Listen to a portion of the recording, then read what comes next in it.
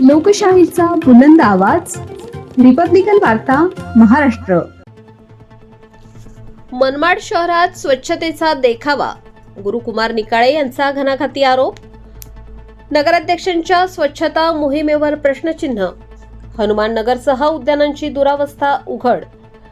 नाशिक जिल्ह्यातील नांदगाव तालुक्यातील मनमाड शहरात सध्या सुरू असलेली स्वच्छता मोहीम ही केवळ फोटो सेशन आणि दिखावा असल्याचा घणाघाती आरोप राष्ट्रवादी काँग्रेस अजित पवार गटाचे शहर नेते गुरुकुमार निकाळे यांनी केला आहे.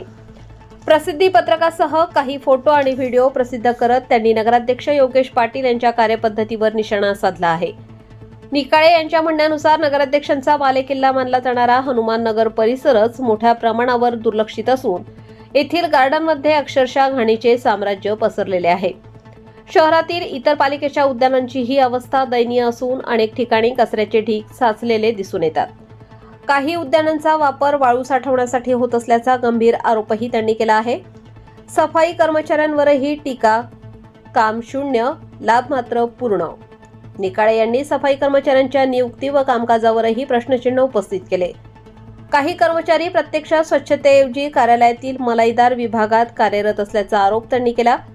प्रशासकीय अधिकाऱ्यांचीही यासाठी जबाबदारी असल्याचे नमूद करत लाड पागे समितीचे लाभ घेऊन कामात चुकारपणा अशी टीका त्यांनी केली. शहरात मुख्य रस्त्यांवर झाडू मारून केवळ दिखावा केला जातो, मात्र अंतर्गत वस्ती, बागा आणि हनुमान नगर सारख्या भागात वास्तविक परिस्थिती वेगळीच असल्याचा दावा त्यांनी केला. आंधळ दळतं आणि कुत्रं पीठ खातं अशा शब्दात त्यांनी पालिकेतील कारभारावर प्रहार केला. निकाळे यांनी मनमाड शहरातील सर्व उद्याने नागरिकांसाठी खुले करून त्यांची कायमस्वरूपी निगा राखण्याची मागणी केली आहे. तसेच स्वच्छतेच्या प्रश्नावर तातडीने उपाययोजना न केल्यास राष्ट्रवादी काँग्रेसच्या वतीनं तीव्र आंदोलन छेडण्याचा इशाराही त्यांनी दिला आहे.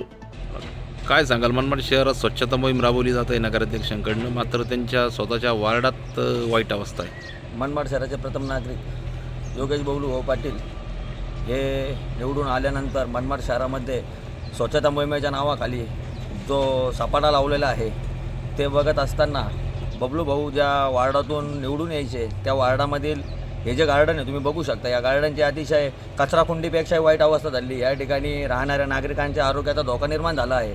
काल परवाच बबलू भाऊ पाटील यांनी कैकाडी महाराज उद्यानामध्ये जाऊन स्वच्छता मोहीम राबवली असं मी वर्तमानपत्र आणि त्यांच्या फेसबुक सोशल मीडिया अकाउंटवरती बघितलं. पण मला हे सांगावंसं वाटतं की त्यांचा जो वार्ड आहे हनुमान नगर, या वार्डामध्ये हे जे गार्डन आहे या गार्डनची अतिशय दयनीय अवस्था झालेली आहे. कचराकुंडीचं या ठिकाणी स्वरूप आलेलं आहे.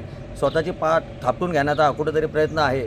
त्यामुळं नगरपालिकेमध्ये स्वच्छता कर्मचारी जे आहे, आरोग्य कर्मचारी आहे, हे मोठ्या प्रमाणात भरती केली जाते. पण ते आरोग्य कर्मचारी फक्त अधिकाऱ्याच्या मर्जीतले असल्यामुळं त्यांना ऑफिसमध्ये ठेवून घेतलं जातं. त्यामुळे मनमाड शहरातील आरोग्य व्यवस्था ही कोलमडलेली आहे. त्यामुळं कुठल्याही कर्मचाऱ्याला पाठीशी घालू नये व नगराध्यक्षांना विनंती आहे की हे जे गार्डन आहे या गार्डनमध्ये स्वच्छता मोहीम व्यापक स्वरूपात राबवून सदर गार्डन हे स्थानिक नागरिकांना खुले करून द्यावे व कैकाडी महाराज उद्यान जे आहे हे मनमाड शहरामध्ये आहे हे बऱ्याच नागरिकांना माहिती नाही. त्या गार्डनची नुसती स्वच्छता मोहीम करण्यापेक्षा ते गार्डनसुद्धा सामान्य नागरिकांसाठी खुले करून द्यावे ही त्यांना विनंती आहे. रिपब्लिकन वार्ता महाराष्ट्र न्यूजसाठी नांदगाव प्रतिनिधी Muktaram Bagul, Nashik. Subscribe now and press the bell icon. Never miss an update.